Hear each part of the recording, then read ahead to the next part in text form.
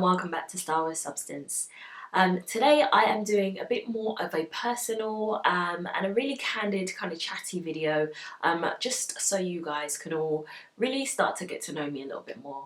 As you know, I've kind of hit quite a big milestone in my channel, and I thought I've got all of these people watching my videos day in, day out, or week in, week out, and you guys don't really know a whole lot about me. So this video is essentially going to be a get to know me and a little bit about my culture. So as you know, I've titled it Growing Up Ugandan, and you'll kind of get to hear about some of my experiences growing up in the UK, but being from an African background. So if that sounds like the kind of thing that you want to watch, then stay tuned. So you'll probably also notice that my setup looks a little bit different, and that is because I am filming today with my studio lights. I thought I'd kind of change up the look and feel of this video, just because I wanted it to be a bit more of a less formal, a bit more relaxed, kind of like two friends sort of talking and telling each other stories type thing. So for those of you that don't know, I am Ugandan, British Ugandan. I wasn't born in this country actually, I was born in Uganda. So I came over to the UK when I was about a year and a half with my mum. So we both came to join my dad who had already come over here and had essentially found work. And so we upped sticks, left Uganda, left, you know, lots of friends and family, and came to the UK. I think I don't really have much recollection of some of my earlier experiences in terms of childhood anyway, but you know, you remember bits and bobs like most people do. So I do remember my first childminder, and I remember when my mum first started taking me to her, I didn't know any English, so I came over when I was 1.5, but I was talking at that point, but only talking in my native language, which is Luganda. And I remember, you know, she wouldn't really, or what I was told anyway, was that she wasn't really able to communicate with me that well because obviously I didn't speak English. And she had dogs. And growing up as a young girl in Uganda, you don't see a whole lot of dogs because the whole pet thing is a bit different. I think more people have cats than they do have dogs. So, you know, she had dogs, we didn't speak the same language. I imagine it was quite a big communication barrier there. But having gone to her for a few months, I started to pick up little words here and there until, you know, I started to actually be able to speak English. Now, the schooling system in Uganda is, I would say, somewhat slightly advanced to the UK. So I would say that a 7-year-old who has been educated in the UK and a 7-year-old who's been educated back in Uganda are at different sort of academic levels. I would say that in terms of schooling, they're very much pushing children to kind of really excel. Not that they don't do that here in the UK, but you often find that in terms of vocabulary and maths and science and sort of those basic subjects that both groups of children would learn, the kids that grow up in Uganda are a lot further ahead than the kids that grow up here, which is ironic. So by the time I went to nursery and first started interacting with other children, I already knew all my alphabet, how to count from 1 to, I don't know, 50 or whatever, and a lot of the kids hadn't learnt that already, and I remember my mum was kind of drilling that into me because obviously she has the Ugandan mentality that everybody's supposed to have reached a certain academic level by the time they go to nursery. Little did she know that when you get to nursery, it's really just about learning how to interact with other children. So yeah, so those were my early years. It was just me, my mum and my dad. You know, we had a small house, I think it was an apartment, a flat, and it was just the 3 of us, and those, I think, for my parents anyway, were really, I would say they were trying times, but probably there were also some happy years there. And apologies, the sun keeps going in and out and the neighbour's dogs are barking, so bear with me. But you know, imagine a young couple in their sort of mid to late 20s, kind of raising a child in a new country, a totally new environment, but they also had quite a good network of family and friends who had also come over from Uganda. So it was a really good circle that they had, and I imagine that it was quite nice to kind of grow up around friends, and all your friends kind of had kids and they'd always get together, and you know, that's kind of how me and my cousins now grew up with each other and also have a similar sort of network of friendship. But yeah, it was great. And then obviously years later, my siblings came along. So me and my sister are 4 years apart, and then her and my brother are 4 years apart, and then my other brother there's 1 year in between the two brothers. So we kind of grew up in quite a big family.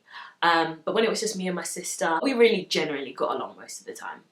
I would say the first kind of cultural experience that I had, and when I say cultural experience, I would say the first kind of experience I had of adapting to the UK or British culture was, interestingly enough, centred around my hair, which it does for many young black women, African women particularly living in the UK. So that experience was relaxing my hair. Now my mum, not a hairdresser, she's just a normal mum like everybody else. So she was kind of doing my sister's hair and mine and my sister's hair on a regular basis, washing, blow drying, hot combing, for those of you that remember the days of the hot comb. And it was difficult for her because we had really thick, coarse hair, and it was very difficult to manage, particularly my sister's, because hers was a lot longer and a lot thicker and a lot fuller. And I vividly remember sort of experiences where she would be trying to wash her hair over the bath, and neither of us liked getting water in our eyes, and there was a lot of screaming and crying and arguing. Often my dad would kind of step in and sort of help us, or kind of do it the more gentle way, which I find hilarious because generally he's not that way inclined. So eventually she kind of took the decision to relax our hair. And it was weird. It was a weird experience for me. I really looked forward to it. But I would say it was the first time that it kind of took me away from who I was, like, because your hair is a big part of your identity, I would say. So that was a big change for me, kind of going from having really curly, thick hair to really fine, straight, really sort of relaxed hair. Did I look forward to it? Yes, but I had a different ideal in my mind. I almost thought that I would relax it and it would become long and flowy, kind of like this hair, and there'd be lots of it. But naturally, you relax it, it loses. For me, I lost all my volume, and it wasn't as long as I thought it was going to be. My sister's was a little bit longer because she has generally longer hair. But for me, it was kind of underwhelming, apart from the fact that I could now comb through my hair without too much trouble. So that was interesting.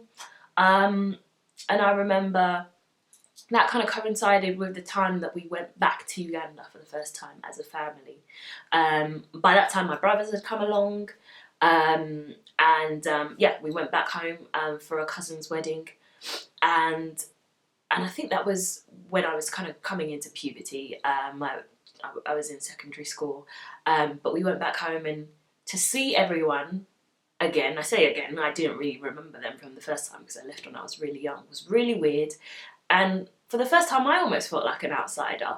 Not for the first time, but again I felt like an outsider. I kind of felt like an outsider when I was in the UK because I knew I wasn't like everybody else in my school, and now I've gone back home. And I still feel like an outsider because everyone speaks Luganda fluently. I spoke it and understood it, but not as well. Everybody knows you're from the UK because you kind of have an air about you that doesn't make you a local. And all your cousins who you kind of were growing up with as babies have all grown up, and it's all really different.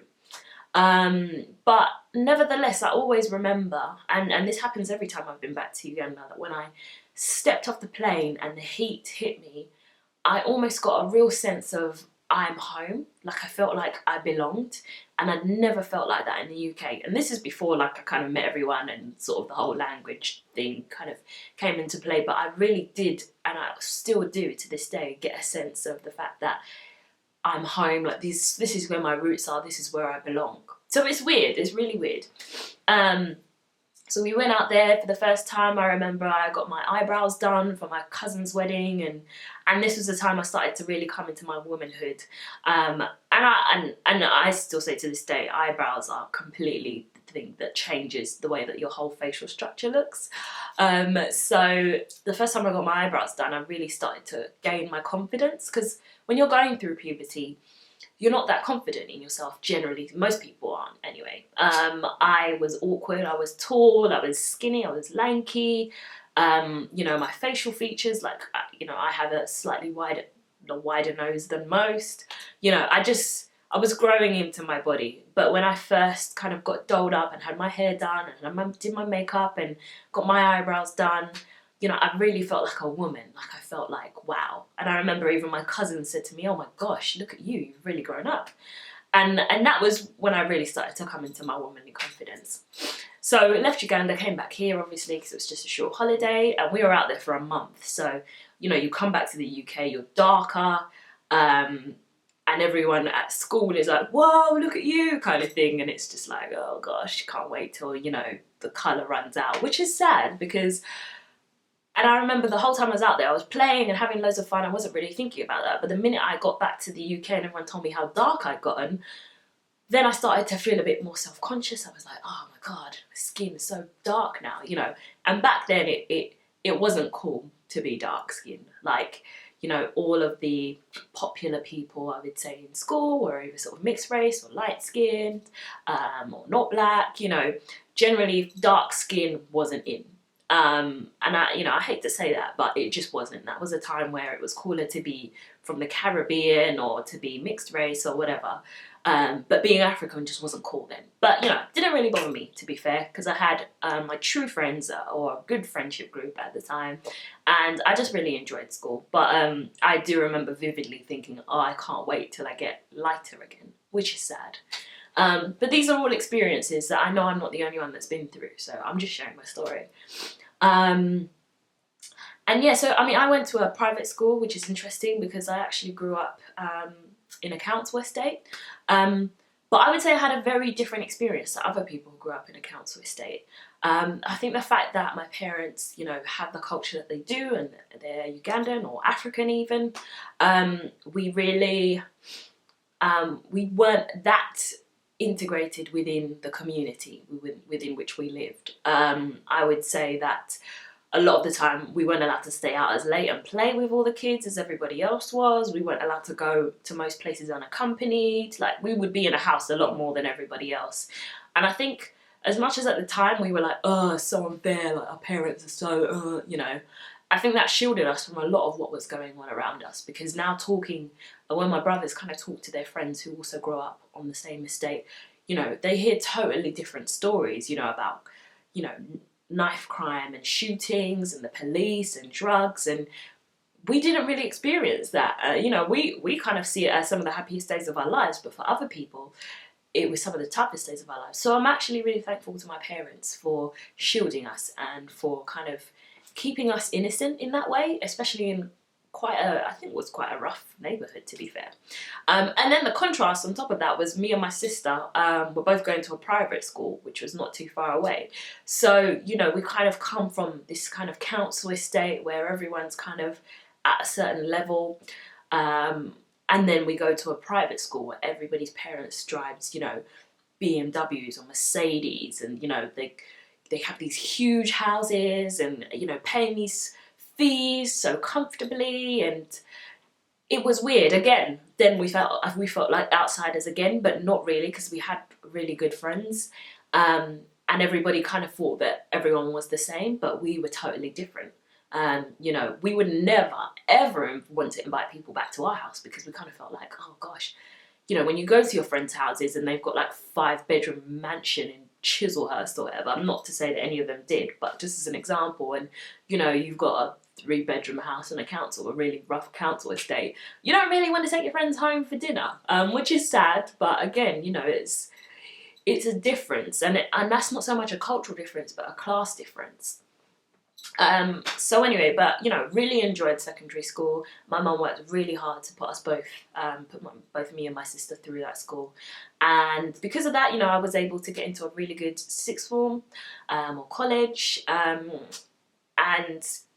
then again, completely transported myself into a new environment. So this was in Orpington. This is one of the top girls' schools in the country at the time. And there was a very small percentage of black girls. I hung out with them, but I spoke to everybody, but I mostly kind of hung out with the people that I felt I had the most in common with. But predominantly, you know, most of the other girls were white or Asian. So yeah, again, still felt like an outsider, but at that point I had established a community of friends. And I think it's weird because everywhere I go, as long as I've established my small knit, like a small group of people who I identify with, it's a totally positive experience, despite the fact that I'm completely out of my comfort zone. And I always often, funnily enough, kind of hang out with the other African people, because I almost felt like it was a bit of home for me. Maybe if I had been born in this country and was raised here my whole life, maybe I wouldn't have done that, because when I look at my siblings, their friendship groups are totally different and they were all born here. But it was almost like every schooling experience that I went through, I was always looking for people who were like me. You know, either if they were Ugandan, great, but they weren't generally. But so, you know, people who are African or people who are black, you know. And that's not to say that I wouldn't talk to the kids who are Indian or white or whatever. But the people who I'd have the deepest connection with and the biggest friendships with were people who shared a similar cultural background to me. So, you know, I joined the gospel choir, the dance club, you know, it was a great time. Then I went off to university. And what's so interesting is my university was very diverse. And on my course, it was predominantly black people. And then I felt like even more of an outsider. I don't think I've ever felt like more of an outsider than I did in my first year of university. And I'll tell you why. One, I didn't get accommodation on campus, so I didn't really get to know everybody. I wasn't able to kind of integrate that well. But two, a lot of the people there had been through their whole education system and been around people of a similar culture or people of a similar race to them, and I hadn't. I'd spent my whole life kind of being mixed into a predominantly white environment, and now I've gone to uni and everybody else is kind of, you know, everybody else is very much used to being around, you know, black people all the time. It was weird.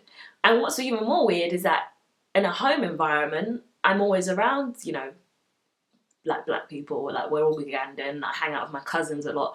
But in an educational environment and in a social environment, I just wasn't used to it.